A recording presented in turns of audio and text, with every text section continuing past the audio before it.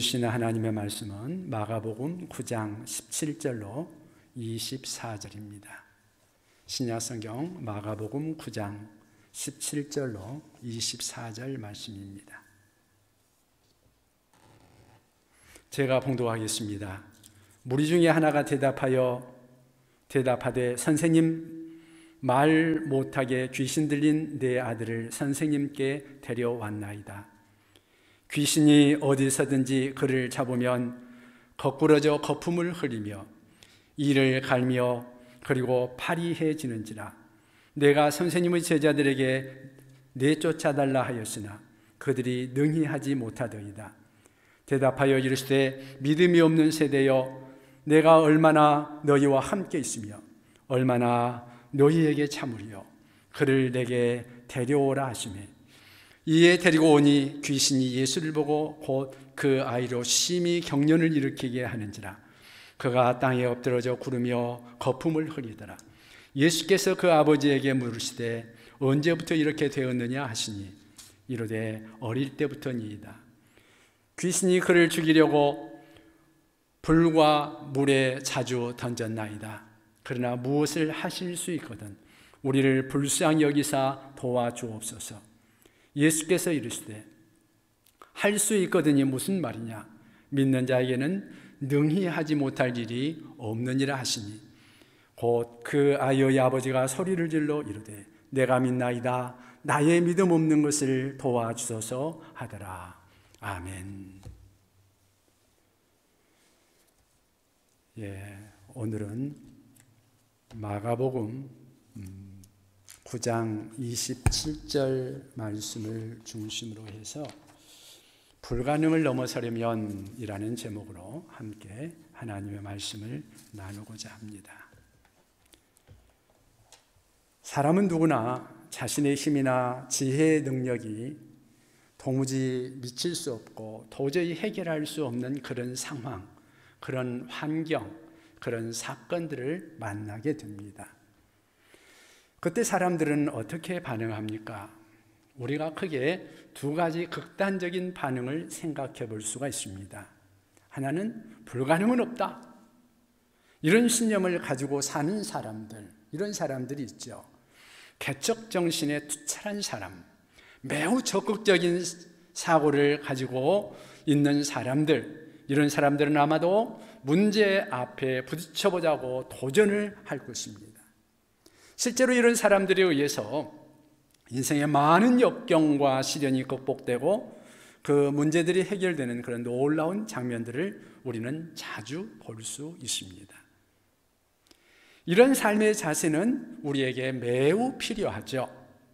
그러나 실제로 인생에서 정말 어떤 불가능도 우리에게 존재하지 않는 것일까요? 그렇지는 않습니다. 불가능은 분명히 존재합니다. 예를 들어서 죽음의 문제, 아무리 과학이 발달한다 할지라도 인간은 죽음의 문제를 해결하지 못할 것입니다.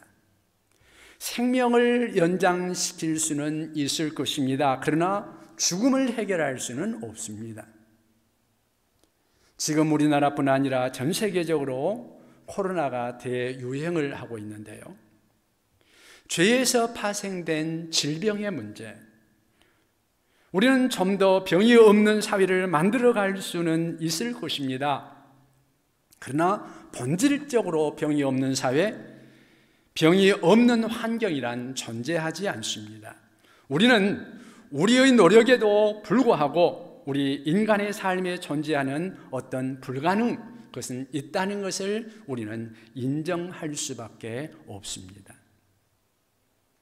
또 그 정반대로 이러한 적극적인 자세 말고 정반대의 자세를 가지고 있는 사람들도 있습니다. 그런 사람들은 조그만 어려움이 생겨도 도전하지도 못하고 포기해버리고 마는 그런 사람들이죠. 자신의 한계를 너무 쉽게 수용해버리고 자기 한계를 낮춰버리고 인간의 역경 앞에서 스스로 삶을 포기해버리는 그런 사람들, 우리 주변에서도 많이 볼 수 있습니다.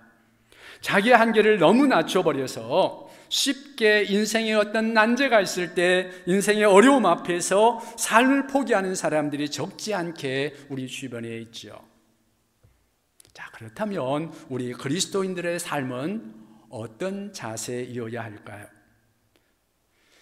사실 우리는 인간의 어떤 연약함 그리고 인간됨의 불가능성을 받아들이고 인정하는 사람들입니다.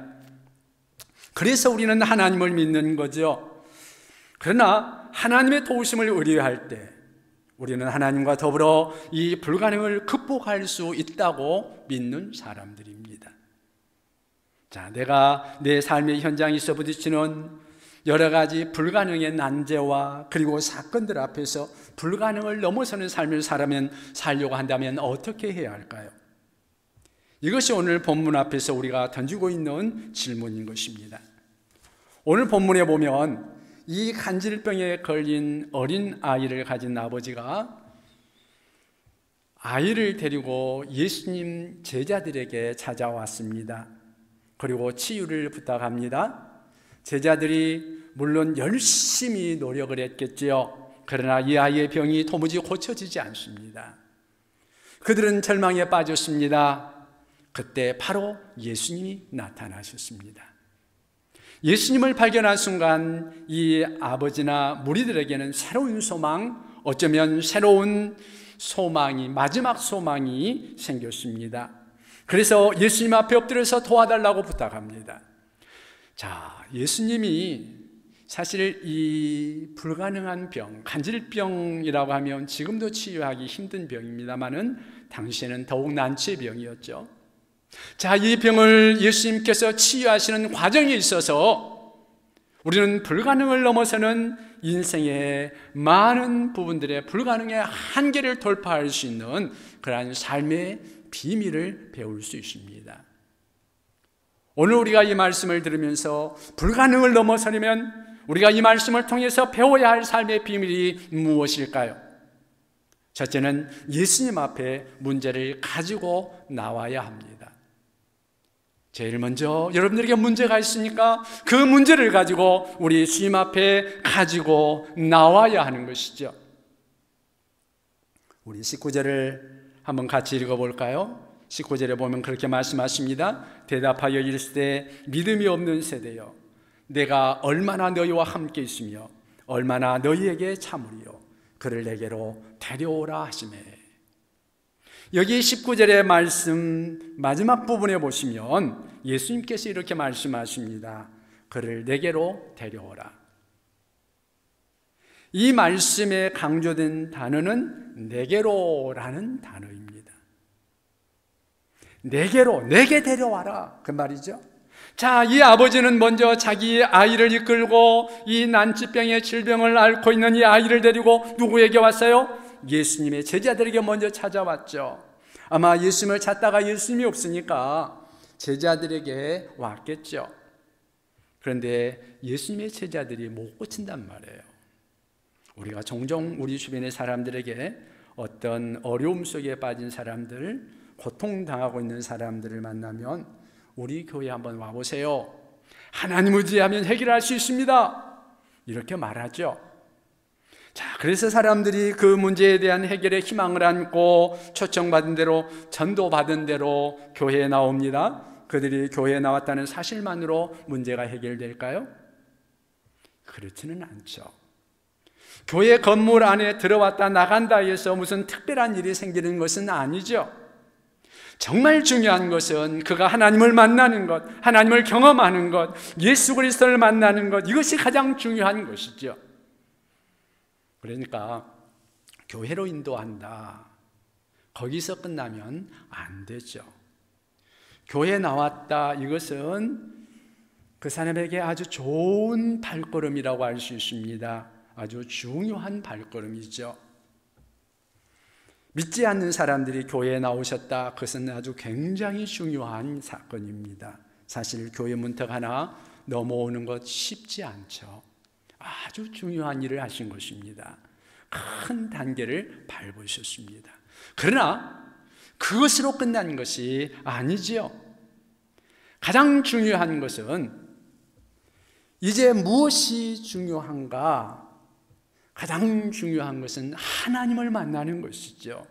이것이 제일 중요한 것입니다. 사람들이 하나님을 만나 어떤 문제를 해결하려고 할 때 또 흔히 사람들이 보편적으로 갖는 기대 가운데 하나가 있다면 그것은 영적인 지도자들의 도움을 받는 것일 것입니다. 그걸 기대하죠. 저는 그것도 나쁜 것은 아니고 당연한 것이라고 생각합니다. 물론 저도 종종 교인들이 기도해 달라고 부탁을 하면 목사님 기도해 주세요 그러면 교인들 붙들고 기도도 하고 합니다. 그것은 잘하는 일이고 꼭 해야 될 일이고 꼭 필요한 일이죠. 성경이 그렇게 가르치고 있고요. 너희 중에 병든 자가 있느냐? 교회의 장로들을 청할 것이요. 다시 말하면 교회의 지도자들을 청하라고 말합니다. 그들은 위하여서 주님의 이름으로 기름을 바르며 기도해라. 이것이 성경에서 가르치고 있는 말씀이죠. 그것은 당연한 일이고 그렇게 기도해야 합니다. 그러나 그럴 때라도 꼭 우리가 주의해야 할 것이 있습니다. 여러분, 지도자가 병을 고치는 능력이 있을까요? 아니죠. 지도자는 도구에 불과합니다. 하나님의 도구, 매체에 불과한 것이죠. 우리는 우리를 치유하시는 궁극적인 치유자 하나님이라고 믿습니다. 하나님이 사람들을 통해서 고치실 수 있습니다. 그러나 고치는 분은 궁극적으로 본질적으로 하나님이십니다. 사람이 아니죠. 그런데 마치 사람이 고치는 것처럼 그런 설명을 한다든지 그렇게 한다면 그것은 신앙의 정도에서 벗어난 것이죠. 어떤 의미에서 영적 지도자는 정말 진정한 목자 되신 주님 앞으로 그 사람이 나아갈 수 있도록, 그 사람이 주님을 만날 수 있도록, 주님을 볼 수 있도록, 주님을 의존할 수 있도록 주님을 가르치고 주님을 지향하게 해야 하는 것이죠. 영적 지도자의 책임은 끊임없이 사람들이 주님을 바라보도록, 하나님을 바라보도록 말씀으로 또는 교육으로, 훈련으로 강조하는 것이라고 생각합니다. 여러분, 하나님을 바라보십시오. 주님을 바라보시기 바랍니다. 예수님을 바라보시기 바랍니다. 우리 예수님은 하나님이십니다. 길이요 진리요 생명이십니다. 그분이 홀로 선한 목자 되십니다. 그분을 바라보시기 바랍니다. 그렇다면 이제 여러분들의 문제를 가지고 우리 주님 앞에 나오십시오. 내가 지도자의 도움을 받는 순간까지도 하나님이 종을 통해서 하나님 역사해 주옵소서 이렇게 기대해야지, 이 종이 어떤 능력을 가지고 있는 것처럼 착각해서는 안 되는 것이죠. 하나님 앞에, 우리 예수님 앞에 문제를 가지고 나오시기 바랍니다.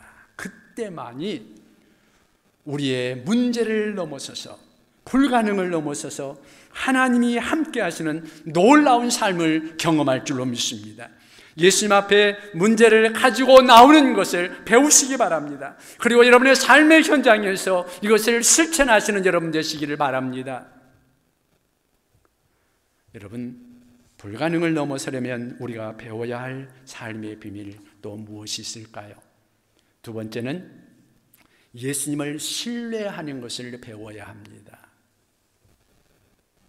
예수님 앞에 문제를 가지고 나올 때 여러분, 예수님을 믿으셔야 합니다. 정말 예수님이 나를 고칠 수 있다, 그렇게 예수님을 신뢰해야 합니다. 그리고 예수님을 믿을 때에 하나님의 역사가 있을 수 있습니다. 사실은 오늘 본문이 조금 길어서 짧게 읽었는데요, 본문 14절부터 쭉 더 읽어야 되는데 29절까지 쭉 읽으면 더 좋은데 길어서 사실은 짧게 읽었습니다. 네, 거기 28절에 보면 집에 들어가심에 제자들이 조용히 묻자오되 우리는 어찌하여 능히 그 귀신을 쫓아내지 못하였나이까, 그렇게 말하고 있습니다. 여기 제자들이 조용히 묻자오되 이렇게 말하고 있는데요, 조용히 물었다, 이 말은 크게 묻기에 좀 창피해서 그랬는지도 모르죠. 실패한 후니까요. 어떤 자존심 때문에 주님께 조용히 물은 거죠. 우리는 어찌해서 귀신을 쫓아내지 못했습니까? 우리는 어찌하여 실패했습니까? 그렇게 묻습니다. 그때 예수님이 그 실패의 원인을 어떻게 말씀하십니까?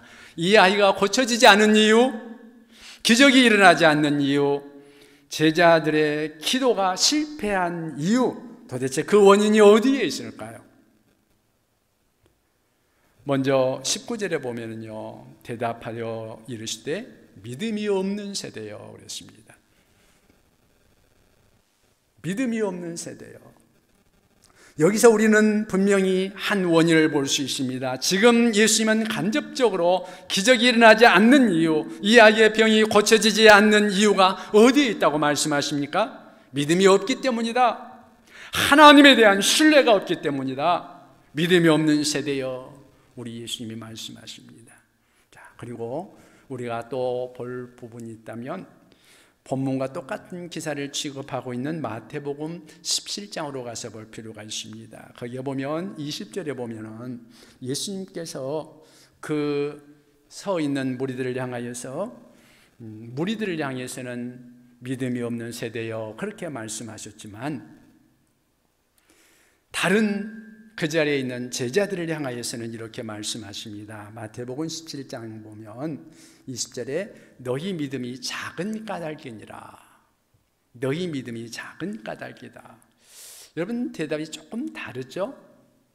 지금 아이가 아파 있는 현장, 아직도 고침받지 못하고 있던 그 현장에 둘러싸고 있는 막연한 그런 구경꾼들 앞에 그 무리들 전체를 향해서는 우리 주님께서 뭐라고 하셨어요? 믿음이 없는 세대여 그랬습니다.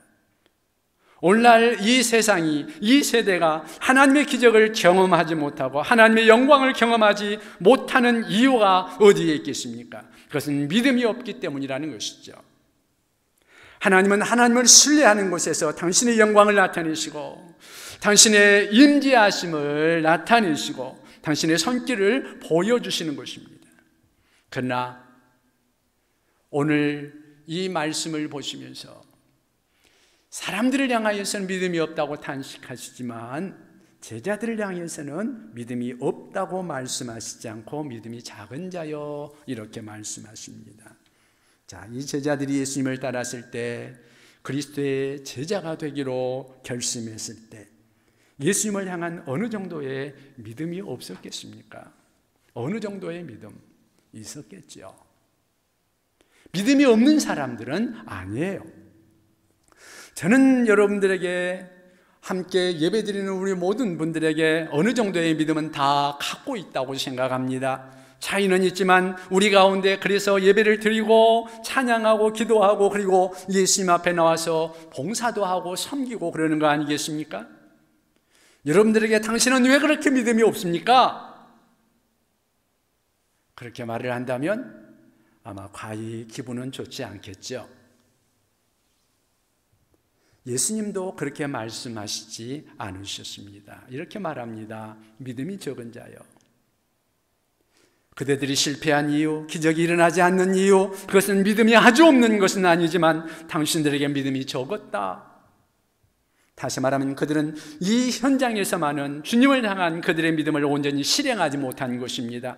믿음을 충분히 나타내지 못하고 있는 것입니다. 왜 그랬을까요? 여러분, 우리가 믿는다고 할 때요, 믿음의 대상이 정말 중요하죠. 여러분, 우리의 믿음의 대상은 누굽니까? 믿음의 대상이 아주 중요한데요. 크리스찬 사이언스라는 기독교 이단이 있습니다. 미국에서 일어난 이단이죠.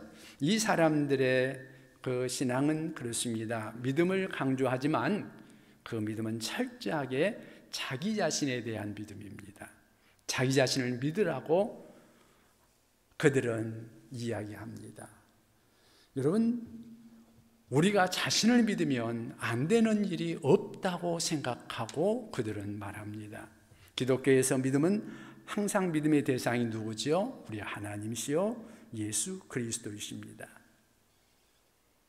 우리는 예수 그리스도를 믿는 기독교인입니다. 그런데 내가 과연 정말 예수님을 신뢰하는가? 우리는 주님을 신뢰한다고 말하면서도 기독교인조차도 은근히 사실은 자기 자신을 믿고 있는 경우가 많이 있을 수 있습니다. 저는 이 믿는다는 단어를 전 세계 기독교인 중에서 우리 한국 교인들만큼 강조하는 민족이 또 어디 있는가 하고 생각을 합니다. 우리는 주님을 믿습니다라고 그냥 그렇게 평범하게 말하지 않고 믿습니다 하고 우리 주님을 믿는다고 말할 때는 그 믿음을 강조하면서 믿습니다 그러잖아요. 시옷자까지 써가면서. 그런데요, 그렇게 말해놓고 사실은 주님을 믿는 것이 아니라 자기를 믿을 수 있는 가능성, 자기 확신을 주고자 하는 그러한 가능성 충분히 있다고 생각합니다. 저는 오늘 제자들의 경험이 그랬을 거라고 생각합니다.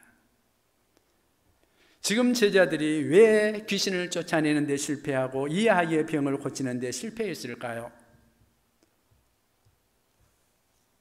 성경에 보면 이 제자들은 과거에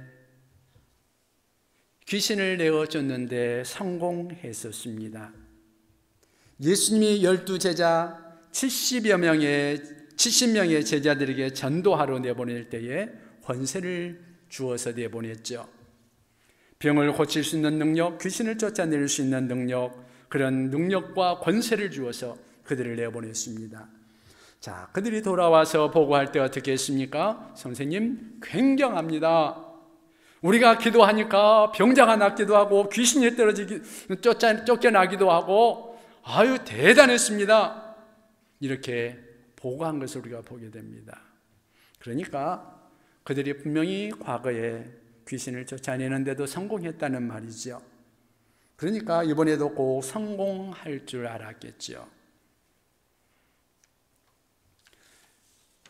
사실 여기 제자들 중에 특별히 예수님의 수제자 베드로와 그리고 야고보, 요한, 예수님 주변에 가장 예수님이 아끼는 세 제자가 빠져있는 그런 상황이었기 때문에 어쩌면 나머지 제자들이 자기들도 할 수 있다고 뭔가를 보여주고 싶어하는 그러한 마음이 있었을지도 모릅니다. 9명만 남아있었을 때, 그러니까 3명이 없으니까 우리도 한번 뭔가를 보여주자. 베드로, 너만 병 고칠 수 있느냐? 나도 할 수 있다. 딱 폼 잡고 염려 없다. 데려와라. 내가 고쳐보겠다. 그러면서 나사렛 예수 이름으로 나가라. 그러면서 했을지도 모르죠. 그런데 결국은 실패했습니다. 그런데 왜 실패했느냐?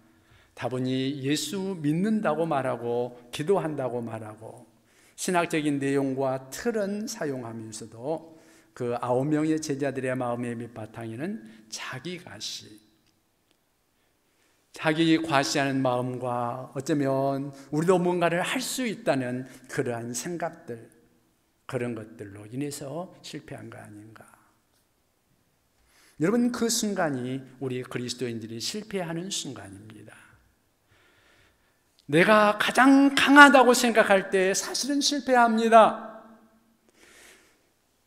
신앙의 역설은 이것입니다. 내가 약함을 느끼는 순간, 그래서 주님을 의지하는 순간이 우리가 가장 강해지는 순간이고요. 그때 우리 하나님이 일하시는 순간입니다.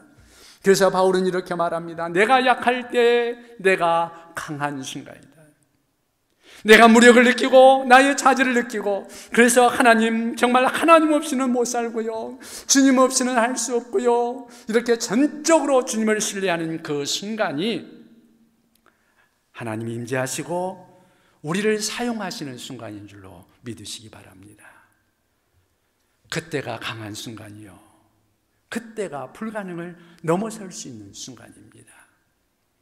이 실패의 원인이, 제자들에게 있어서의 실패의 원인이 어디에 있었는가? 자기를 믿었기 때문이죠. 신앙인이면서도 제자들이면서도 순간적으로 우리 주님을 신뢰하기보다, 하나님을 신뢰하기보다 자기 자신을 신뢰하고 자기 자신을 드러내고 싶은 그러한 유혹에 빠지는 순간 제자들은 보기 좋게 실패를 경험한 것입니다. 여러분, 우리의 인생길을 살아갈 때 우리 앞에 여러 가지 많은 문제들, 그리고 그 난제들이 우리를 괴롭힐 때 여러분 기억하십시오. 문제를 주님 앞에 가지고 나오시기 바랍니다. 사실 사람은 도울 수가 없습니다. 여러분, 우리 주님 앞에서 저는 도울 수가 없습니다. 나는 형제와 자매를 도울 수가 없습니다. 그러나 나의 형제들은, 우리 하나님은 형제들을 도와줄 수 있는 줄로 믿습니다. 우리 주님을 바라보십시오. 우리 하나님을 바라보십시오. 그리고 하나님을 신뢰하십시오. 우리 주님을 신뢰하시기 바랍니다. 주님을 신뢰할 때, 우리 주님을 믿을 때 주님이 우리의 도움이 되실 줄로 믿습니다. 여러분, 불가능을 넘어서려면 우리가 배워야 할 삶의 비밀이 무엇일까요? 세 번째, 정말 중요한 것은 기도로 문제를 해결하는 것을 배워야 합니다. 기도로 문제를 해결하는 것을 배워야 한다. 여러분, 문제를 우리 예수님께로 가지고 나와요. 그리고 그 다음에 우리가 꼭 해야 되는 것은 우리 예수님을 믿고 신뢰하는 것이죠. 그런데요, 예수님을 우리가 어떻게 믿고 어떻게 신뢰합니까? 예수님을 믿는 것을 어떻게 표현하고 증가시킬 수 있을까요? 예수님을 온전히 신뢰하는 방법, 저는 그것이 기도하는 방법이라고 생각합니다. 기도는 우리로 하나님을 의지하게 하는 방편입니다. 우리가 기도할수록 하나님을 더욱 의지하게 되죠. 기도 안 할수록 자기 생각, 자기 의지, 그리고 자기 계획, 자기의 잔꾀, 그리고 자기만 의지할 수밖에 없는 것이 우리 인간 아닙니까? 그러나 기도하는 사람은 하나님을 의지하게 되어 있습니다. 자, 기도할 때 우리 입술에서 나오는 첫 번째 말이 무엇입니까? 하나님 아버지, 자비로우신 하나님. 우리는 기도하면서 우리 주님을 바라봅니다. 이런 사람들은 주님을 의지할 수밖에 없죠. 왜 기도 안 합니까? 교만하기 때문이죠. 내가 할 수 있다고 생각하니까 기도할 필요를 느끼지 못하는 거죠. 그러나 자기 절망을 느낄 때, 자기의 한계를 느낄 때, 아니 자기 절망을 느끼지 않을 때라도 주님이 나보다 더 잘 아신다, 주님의 방법이 최선의 방법이다, 주님의 지혜만이 최선의 지혜다, 이것을 참으로 믿는다면 우리는 어떤 일을 하기에 앞서서, 그리고 어떤 난제 앞에서, 내 앞에 버티고 있는 그러한 어려움들 앞에 있다 할지라도 우리는 무릎을 꿇어 기도할 줄로 믿습니다. 여러분, 기도하면 교만하지 못하거든요. 그리고 교만한 자들은 기도하지 못하잖아요. 자, 왜 이 제자들은 쫓아낼 수 없었을까? 이 질문에 대한 주님의 대답이 나와 있는데요, 29절 말씀에 보면은요, 29절에 그렇게 말합니다. 이르시되 기도 외에 다른 것으로는 이런 종류가 나갈 수 없느니라. 기도 외에는 다른 것으로는 이런 종류가 나갈 수 없다. 기도가 방법이다. 기도가 바로 이런 문제들을 돌파할 수 있는 가장 유력한 방법이라고 말씀해 주고 있는 것입니다. 그런데 오늘 이 말씀에 대한 보충 설명하고 있는 부분이 또 있는데요, 마태복음 17장에 같은 내용이 나와 있다고 그랬죠. 거기에 21절에 보면 우리 성경에 없음이라고 되어 있습니다. 그런데 그 난해주에 보면은 그런 말씀이 있습니다. 난해주에 줄을 달아놓고 그리고 조그맣게 써놓은 말이 있는데 거기에는 이렇게 말합니다. 어떤 사본에 의하면 기도와 금식이 아니면 이런 유가 나가지 아니하느니라, 그렇게 쓰여져 있습니다.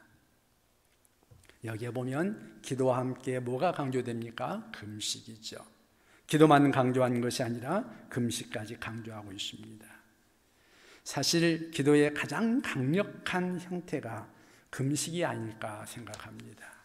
기도하다가 우리가 기도를 하는데 도무지 응답이 오지 않을 때 우리는 그때는 식음을 전폐하고 하나님 앞에 간절히 금식하면서 기도하는 일들이 생기죠. 어떤 사람들은 하나님 앞에 기도했는데도 기도가 응답이 안 된다고 말하는 사람들이 있습니다. 목사님, 나 기도해 봤는데요, 뭐 기도해도 뭐 응답도 없던데요. 여러분, 정말 우리 하나님 앞에 간절한 마음으로 금식까지 하면서 기도해 보셨습니까? 그렇게 기도하는 사람들이 우리 하나님 앞에서 응답의 체험이 없다는 것은 오히려 이상할 것입니다. 빌립보서 4장 6절에 보면 바울은 이렇게 말합니다. 아무것도 염려하지 말고 다만 모든 일에 기도와 간구로 너희 구할 것을 감사함으로 하나님께 아뢰라. 여러분, 염려처럼 비생산적인 것은 없습니다. 여러분 한번 염려해 보십시오. 그러면 여러분은 더욱더 깊은 염려 속에 빠질 것입니다. 여러분, 염려를 중단하십시오. 그리고 염려를 기도로 바꾸어 보십시오. 여러분들에게 염려할 일이 생겼습니까? 이렇게 생각하십시오. 하나님이 나에게 기도 제목을 주셨다. 염려 붙들고 기도 제목으로 바꾸시기를 바랍니다. 염려할 모든 것을 기도할 모든 것으로 바꿔보시기 바랍니다. 그러면 우리 하나님께서 이루시는 일들을 아마 경험하시게 될 겁니다. 그런데 기도만 강조된 것이 아닙니다. 거기에 보면 또 뭐라고 말씀하십니까? 모든 일에 기도와 간구로 그랬습니다. 기도와 그 다음에 뭐라고 말해요? 간구로, 간구하라. 기도만 강조한 것이 아니라 간절히 기도하라는 것입니다. 간절히 기도하는 사람은 결국에 어디에 도달하는가? 기도하다가 너무 예절하면 우리는 금식하면서까지 기도하게 되는 것이죠. 여러분, 초대교회의 능력이 어디에서 왔을까요? 초대교회의 능력, 그것은 기도의 능력이라고 생각합니다.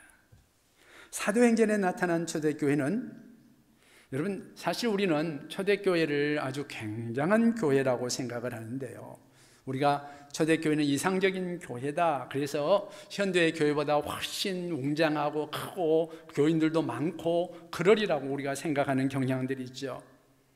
그런데요, 사실은 우리와 똑같은 문제들을 가지고 있는 사람들이었고 그러한 교회였습니다.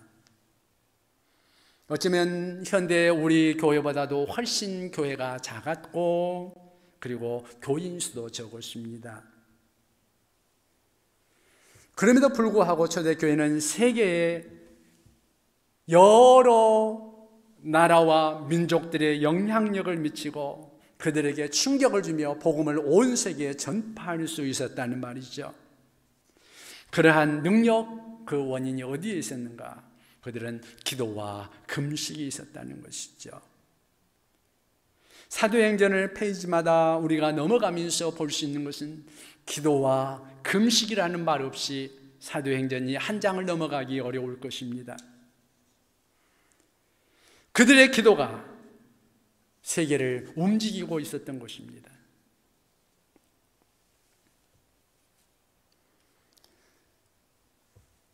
오늘 이 시간에 우리가 함께 기도에 대해서 생각해 볼 필요가 있을 것입니다. 어떤 분이 영국에 갔을 때 누가 어디를 제일 가보고 싶냐 그러니까 목사님인데 나 스펄전 목사님의 교회를 가보고 싶어요 그랬답니다. 그래서 스펄전 목사님이 목회하셨던 교회를 찾아갔습니다. 아마 우리 기독교 역사상 가장 훌륭한 설교가라고 말을 할 때 아마 스펄전 목사님을 꼽을 것입니다. 그분이 목회했던 그 교회를 찾아가서 주일날 예배를 드리는데 교인들이 한 200여 명밖에 모이지 않더랍니다. 찬양도 별로 힘이 없고 무력해 있는 그러한 성도들, 설교도 그렇게 마음에 큰 감동도 없었다고 해요. 그래서 마음에 큰 슬픔을 느꼈다, 그런 말을 했습니다. 사실 스펄전 목사님은 그 교회에서 6,000명 이상 회중이 꽉 차는 그러한 예배를 드렸습니다. 그리고 많이 모일 때는 10,000명 이상씩 모이기도 하고, 그리고 어떤 때는 20,000명까지 모여서 성령을 체험하고 놀라운 하나님의 능력과 영광이 불타오르던 그 교회, 그런 교회가 지금은 그렇게 약해져 있습니다. 스펄전 목사님의 그 전기에 보면 스펄전 목사님은 자기 교회를 찾아오는 사람들에게 꼭 보여주는 곳이 있었다고 합니다. 그분들을 데리고 교회를 방문하는 분들에게 아래층으로 내려갔는데, 아래층에 내려가면 기도하는 성도들이 항상 끊이지 않고 늘 기도했다고 하죠. 그 기도하는 성도들을 보여주면서 자랑스럽게 말씀하시기를, 내 목회의 비밀은 바로 여기 기도하는 성도들에게 있습니다. 이것이 나의 힘입니다. 그렇게 말씀했다고 하죠. 그들이 바로 우리 교회의 발전소입니다. 저들의 기도 때문에 오늘 우리 교회가 존재할 수 있습니다. 단순히 스펄전 목사님의 탁월한 설교만을 우리 하나님이 쓰신 것이 아니라 그 기도하는 성도들을 통해서 그들은 한때 교회의 황금기를 누리며 영국을 번역시키는 번역의 초점이 되었던 것입니다. 그런데 스펄전 목사님이 돌아가신 이후에 어떤 글에 보면, 스펄전 목사님이 떠나가신 후 교회는 비틀거리기 시작했다고 쓰고 있습니다. 제일 먼저 심상치 않은 변화가 한 가지 일어났는데, 그것은 기도하는 운동이 없어지기 시작했다. 기도하는 그룹들이 사라지기 시작했다고 말하고 있습니다. 만약에 성도들의 기도가 그치지 않았다면, 계속해서 그들이 기도하는 사람들이 기도할 수 있었다면, 교회는 지금도 능력 있는 사역을 계속할 수 있지 않았을까요? 기도가 사라질 때 하나님의 영광을 그 교회에서 거두어 버리신 것은 아닐까요? 저는 우리도 하나님 앞에 기도하는 교회, 기도하는 성도들이 되기를 원합니다. 함께 엎드려 하나님 앞에 기도하고, 하나님 앞에 기도하되 간구하며, 때로는 하나님 앞에 필요한 것이 있을 때, 하나님이 정말로 이루어지기를 원할 때 우리는 금식하며 기도까지 하면서 정말 중요한 문제 앞에 우리 하나님 앞에 나와 기도하며 우리 하나님의 도우심을 구할 수 있는 우리가 될 수 있으면 좋겠습니다. 그렇게 할 때 우리 주님의 도우심이 시작될 것입니다. 하늘의 문이 열릴 것입니다. 하나님의 영광이 부어질 것입니다. 그리고 주님이 우리와 함께 하실 것입니다. 세상을 바꾸는 위대한 교회의 능력, 하나님의 능력이 우리와 함께 나타나리라고 믿습니다. 그렇게 할 때 여러분 개인의 문제, 가정의 문제, 그런 것들도 떠나가며 불가능을 넘어서서 해결하는 역사가 나타날 것입니다. 하나님의 위대한 능력이 우리의 삶을 통해서, 우리의 기도를 통해서 나타날 줄로 믿습니다. 주께서 여러분들에게 기도의 능력과 엎드리는 간구와 금식의 능력을 가르쳐주는 그러한 놀라운 은혜가 함께 있기를 주 예수님의 이름으로 축원을 드립니다. 기도하겠습니다.